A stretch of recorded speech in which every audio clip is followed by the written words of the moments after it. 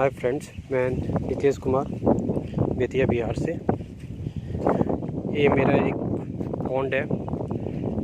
ये अराउंड 1 एकड़ एरिया है, लगभग 450 फीट लंबा और 100 फीट चौड़ा।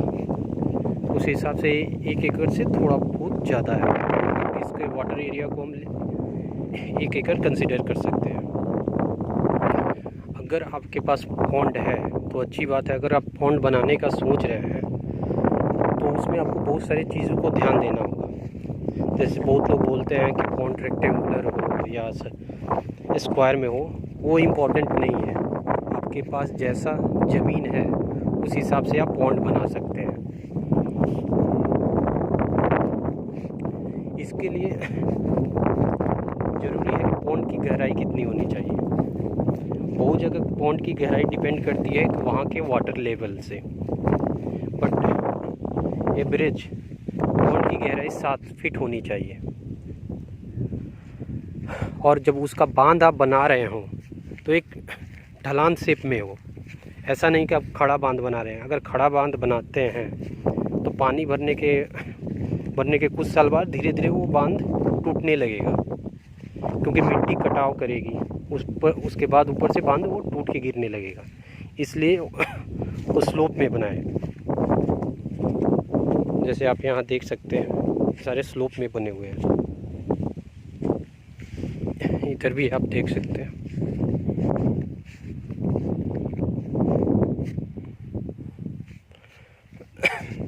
इसलिए पॉन्ड की गहराई रखें आप 7 फीट। और उसमें जब पानी भरें तो पानी अप्रॉक्स 5.5 फुट होने चाहिए। आप 5 फीट भी रख सकते हैं, 5.5 फीट भी रख सकते हैं, वो डिपेंड करता है आप पे। और कम से कम 1.5 फीट का एरिया आप ऊपर से छोड़ सकते हैं। 1.5 फीट हो, 2 फीट हो या 2.5 फुट हो, क्योंकि बारिश होगी अगर उसमें पानी भरता है तो वाटर ओवरफ्लो ना हो। इसलिए अगर उसका भी इशू है तो आप एक ड्रेनेज बना सकते हैं उस पर, कि अगर जैसे आप 2 फीट छोड़ दिए ऊपर तो 1.5 फीट पे एक ड्रेनेज बना दीजिए कि अगर 1.5 फीट से ऊपर पानी जाए तो पानी निकल जाए। क्योंकि हमारे बिहार में है बारिश होती है, बाढ़ भी आते हैं, तो उस समय ये सब प्रॉब्लम आती है।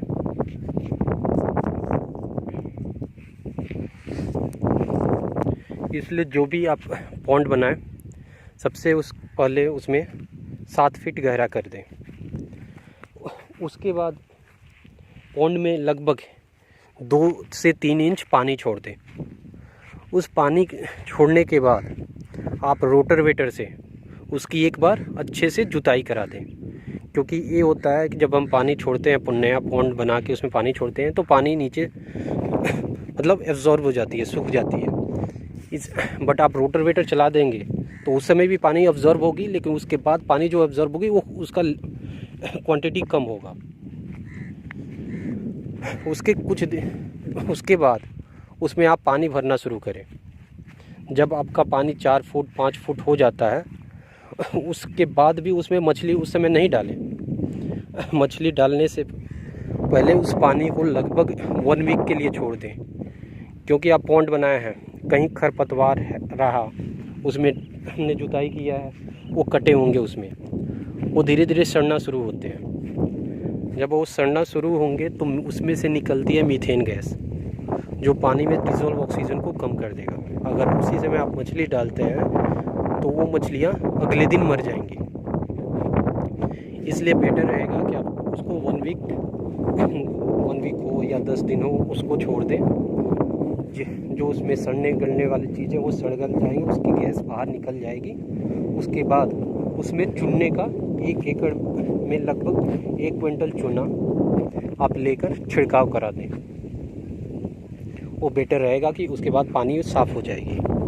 उसके 1-2 दिन बाद आप उसमें मछलियाँ डाल सकते हैं। उसके पहले पानी भरने से पहले आप क्या करें, 1 एकड़ के पॉन्ड में कम से कम 2 टेलर गोबर अगर मिलता है कहीं से तो लेकर, पॉन्ड के अंदर नहीं डालना है आपको, बांध पे कहीं कहीं आपको वो डाल देना है कि जैसे पानी बढ़ेगा उस ऑलरेडी, क्योंकि आप एक जगह डालेंगे तो वो भी अमोनिया क्या बोलते हैं, मीथेन गैस पैदा करता है, क्योंकि वो भी सड़ेगा तो मीथेन गैस पैदा करे। बट वो किनारे रहेगा तो वो मीथेन गैस वो उसमें से भी निकलेगा, लेकिन उसका वो आपके पानी के डिज़ोल्व ऑक्सीजन पे उसका उतना इम्पैक्ट नहीं पड़ेगा,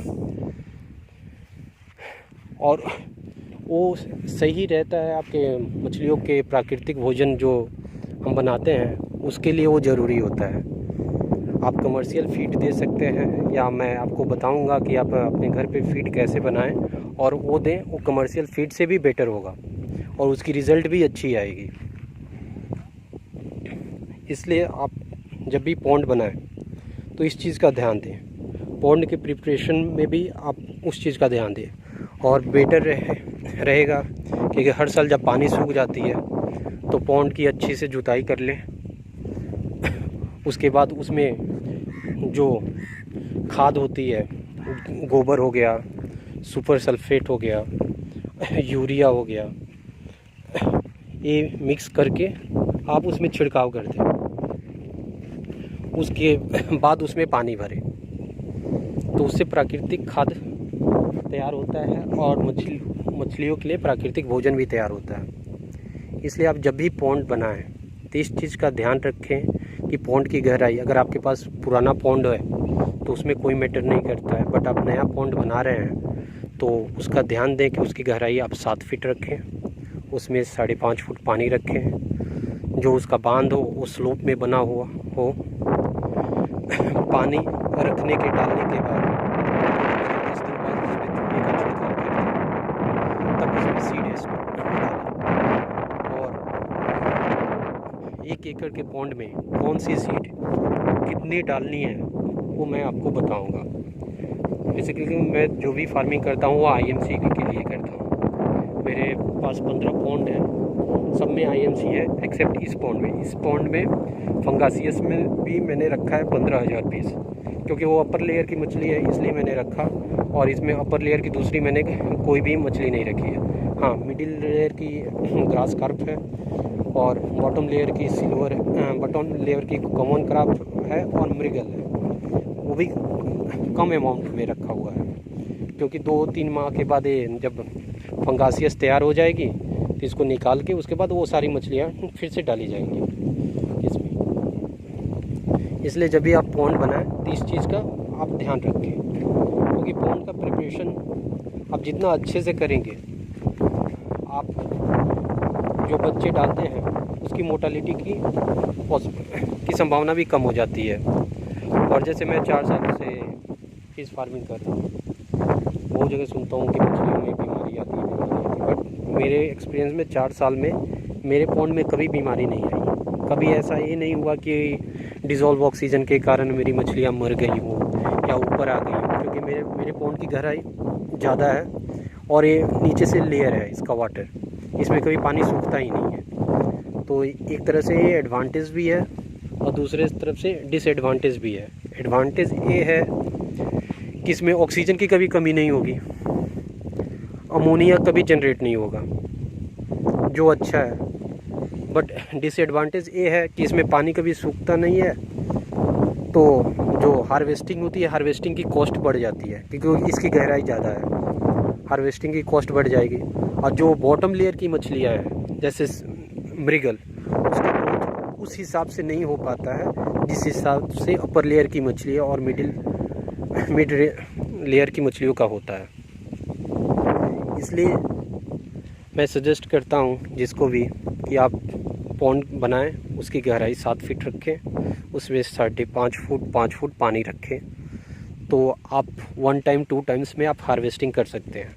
आपकी हार्वेस्टिंग की कॉस्ट भी कम हो जाएगी। उस समय तो आप वाटर ड्रेन करके भी हार्वेस्टिंग कर सकते हैं, बट ऐसे पॉन्ड में वाटर ड्रेन करना मुश्किल हो जाता है, क्योंकि मैं अगर मशीन भी लगाता हूँ वाटर ड्रेन करने के लिए तो सुबह से शाम तक जितनी पानी निकलती है, रात में फिर वो उतनी पानी नीचे से वापस आ जाती है इसमें, इसलिए वाटर कभी ड्रेन होता ही नहीं है।